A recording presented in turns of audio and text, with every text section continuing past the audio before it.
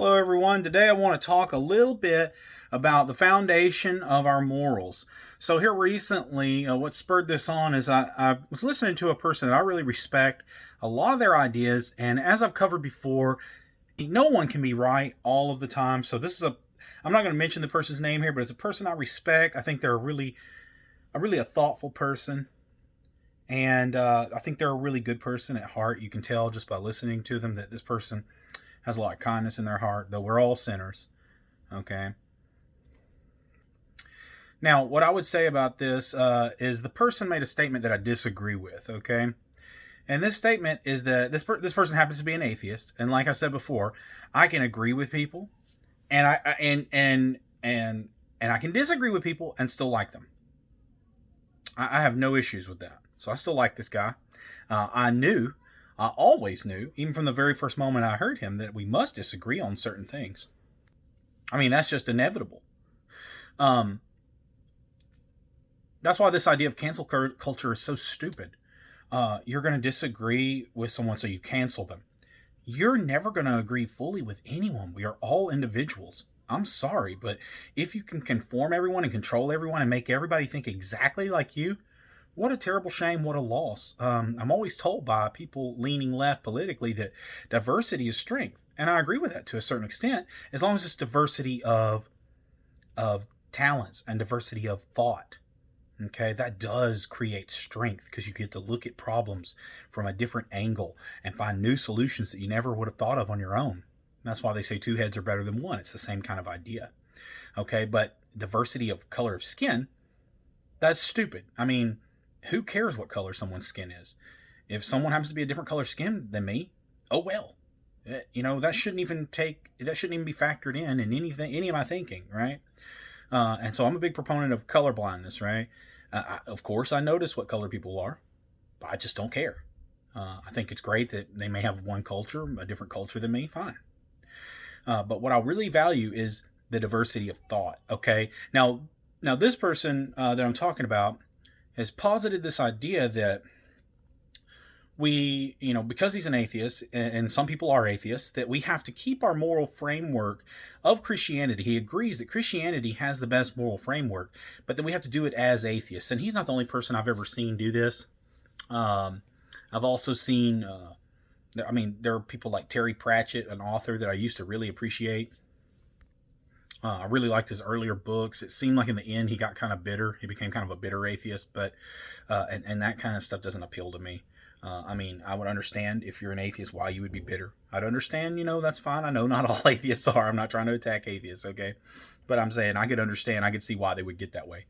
But his later books seem very bitter, and I understand he had some health problems and some other things. And if you don't believe in God, it'd be easy enough to get bitter even believing in God. Sometimes there are times when we wrestle with God and His will for us. But if you don't have God, man,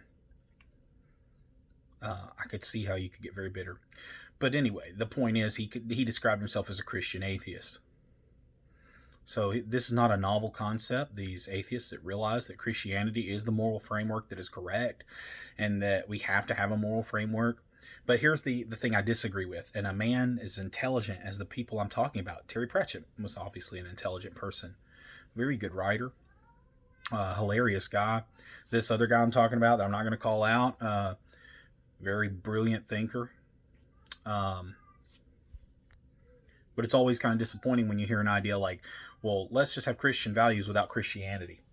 Well, this is the reason this doesn't work is because you're making up values. Okay? And so I will try to demonstrate why this doesn't work. Number one, everybody has different values. Okay, so I'm going to try to demonstrate why this doesn't work, because you have to underpin your values on something. There must be something to underpin them on. Okay, because everyone's different. Okay, so this idea, he claims that, this is just a stopgap measure. It's temporary till we find something better, but there is nothing better than Christianity at the moment as far as basing your morals on. So the reason this is tricky is because, like I said, everybody's different, and you're going to put somebody in prison. Let's say I did something wrong. You're going to put me in prison. I don't believe in God. Let's just say. I'll be devil's advocate here. I don't believe in God, and you're going to put me in prison, take me from my family, for something I don't believe in, and you don't either. So why should I go to prison? Oh, for something we don't believe. Wait, what? No, I don't want to go. I don't think what I did was wrong. Well, we do. What do you base it on? Well, I base it on this thing that I think is made up. Well, if it's just made up, if it's just you base it on something that's you believe, well, I don't believe that. So let's not base it on anything. So there's a difference when something's founded on truth and when something's founded on just something that's admittedly made up. Okay? Now, this whole idea, he says it comes from the notion that, well, we've just learned too much as a society, as a world, and we can't unlearn things. Now, I've never seen anything that has disproven God that we've learned. Not even come close. I mean, there are brilliant scientists who are Christians who go on nonstop. That's their whole job. They just go on and on and on and on all day long about why science and their love of science has done nothing but strengthen their faith, and why scientific discoveries has done nothing but give us reasons to believe in God. Okay. So these are actual scientists, not someone who's read a few scientific papers, a few peer-reviewed papers, or a few of the books by the new atheists, and now they're like, oh, now we're so enlightened. Now I can't believe in God.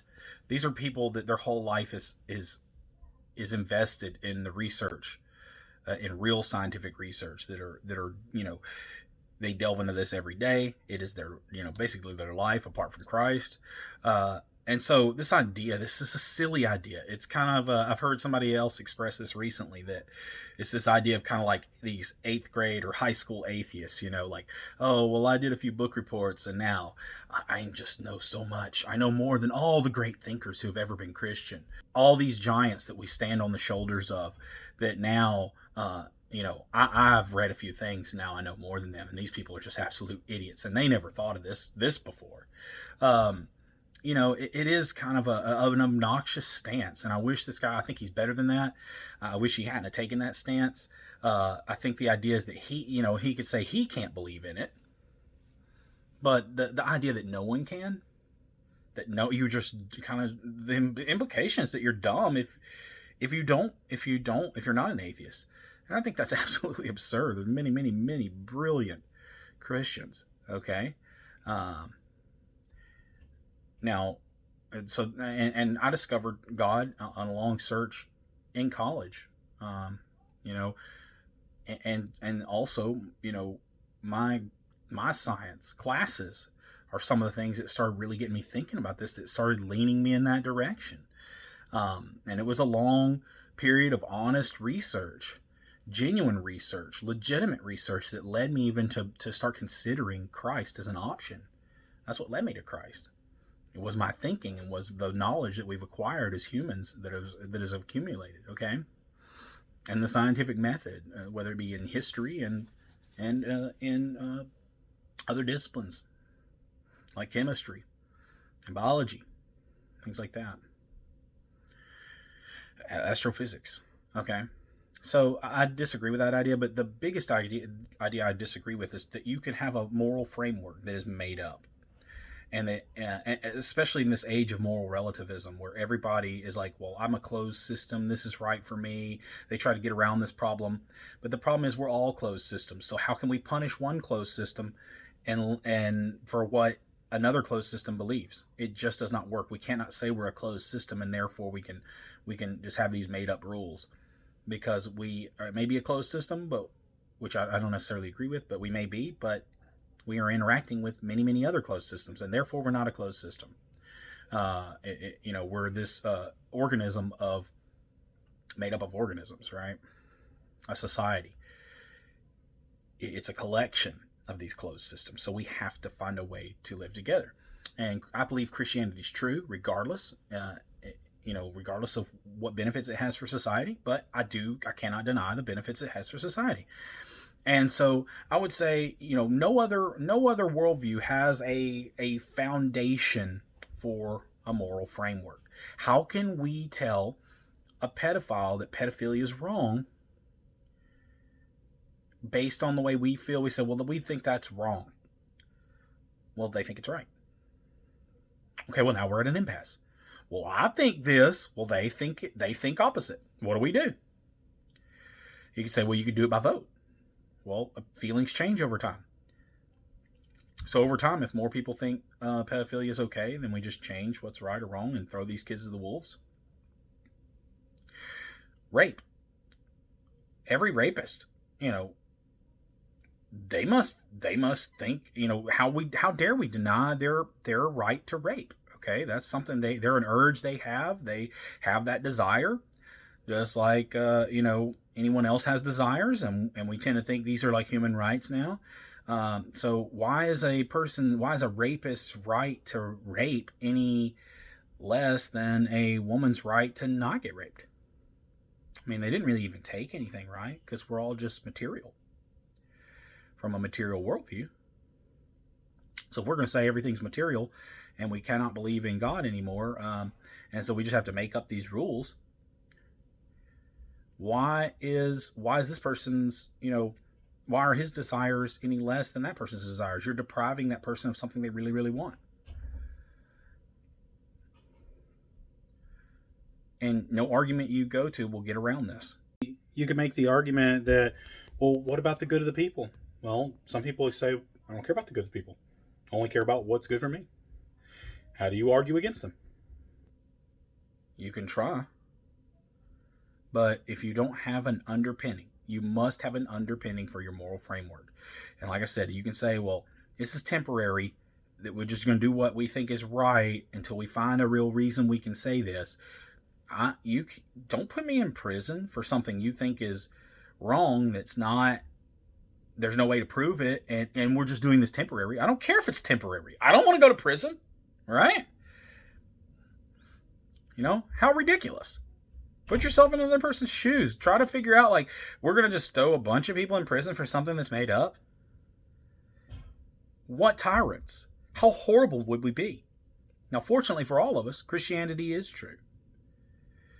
And this video is going to be too short to try and prove that. But luckily for us, Christianity is true. It happens to be true. And so we can hang our morality on that. Apart from God, there is no such thing as morality. If there is no such thing as morality, there is no freedom, and there is no such thing as a society that can live together. You have complete chaos. So your morality has to be underpinned on something. It has to have a foundation. Or else you're just this wicked tyrant. Punishing people for things that may not be true. Right? All right. Until next time. If you enjoyed this video, please consider liking and subscribing. If you didn't, then I would like you to ask yourself this question. Does your opinion have any foundation in reality? And then like and subscribe anyway.